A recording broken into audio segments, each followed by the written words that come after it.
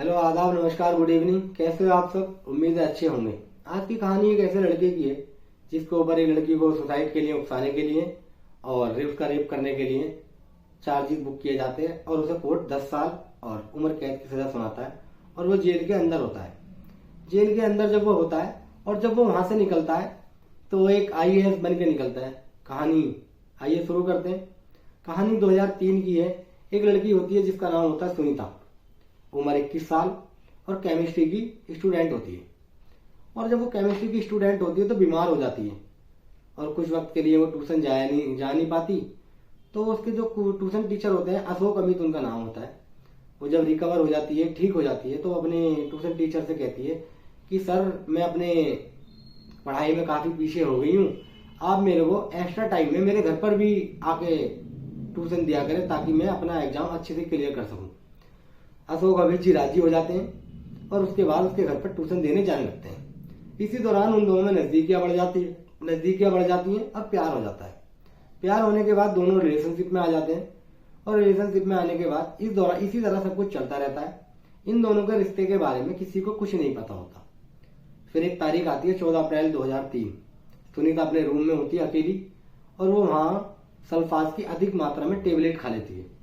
जब वो चीखती चिल्लाती है तो साथ वाले रूम में उसका भाई होता है। वो उसके रूम में पहुंचता है और देखता है कि सुनीता बदहवास हालत में है। वो उसे लेके हॉस्पिटल भागता है। हॉस्पिटल जब वहां पहुंचता है तो डॉक्टर उसे मृत घोषित कर देते हैं और हॉस्पिटल वाले पुलिस को इन्फॉर्म कर देते हैं कि एक लड़की ऐसे से आई है, ये केस है।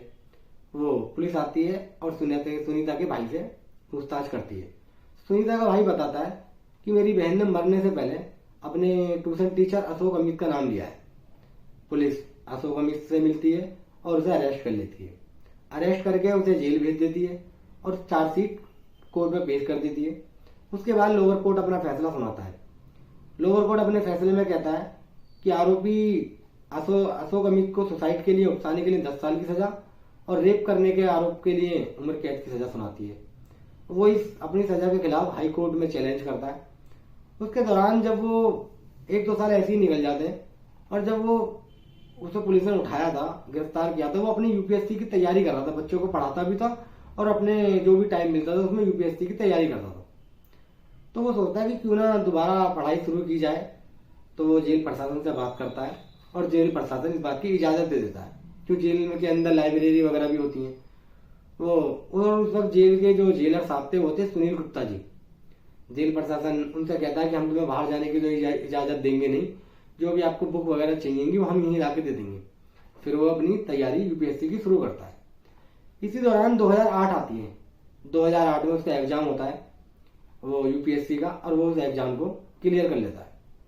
क्लियर करने के बाद 2008 में ही फिर उसका मेन का एग्जाम होता है, वो उसे भी क्लियर कर लेता है।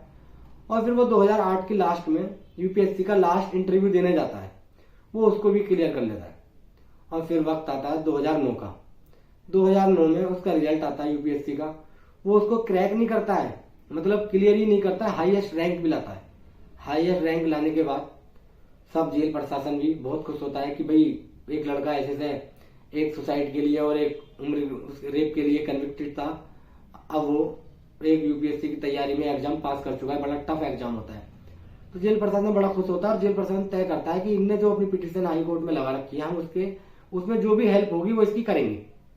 उसके बाद हाई कोर्ट अपना फैसला सुनाता है और हाई कोर्ट अपने फैसले में कहता है कि सुनीता और अमित के बीच में जो संबंध थे वो आपसी रजामंदी से थे।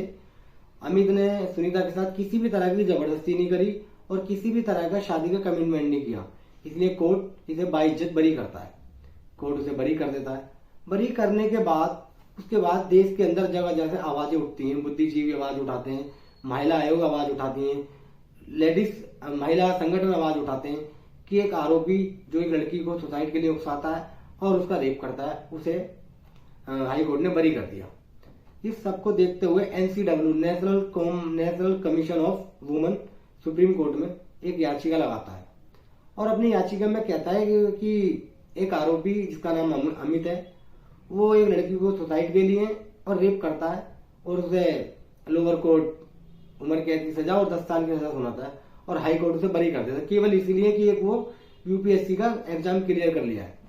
सुप्रीम कोर्ट उस पर विचार करने की बात कहता है और अपना विचार करता है।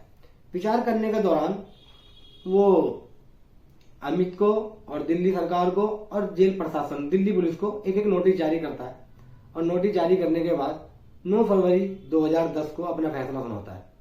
और सुप्रीम कोर्ट अपने फैसले में कहता है कि पहली दृष्टि में यह पाया जाता है कि सुनीता और अमित दोनों के संबंध जो थे वो आपसी रजामंदी के साथ थे और ये कहीं से भी किसी भी तरह से साबित नहीं होता है कि अमित ने सुनीता से शादी का कमिटमेंट किया था और इनके संबंध आपसी सहमति से बने थे।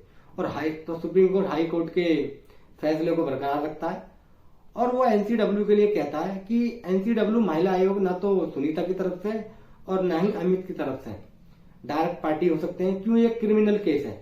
और ये कहते हुए वो हाई कोर्ट के फैसले को बरकरार रखते हैं और सुप्रीम कोर्ट भी अमित को बरी कर देता है। उसके कुछ वक्त बाद अमित जेल से बाहर आ जाता है और जेल से बाहर आने के बाद वो अपनी यूपीएससी की तैयारी करता है।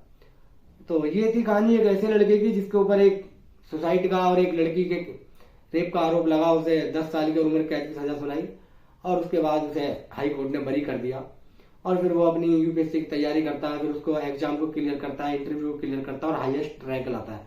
तो ये थी एक ऐसी लड़की की कहानी, एक आईएएस बनने की अनोखी कहानी, बिल्कुल अलग मिसाल कहानी है।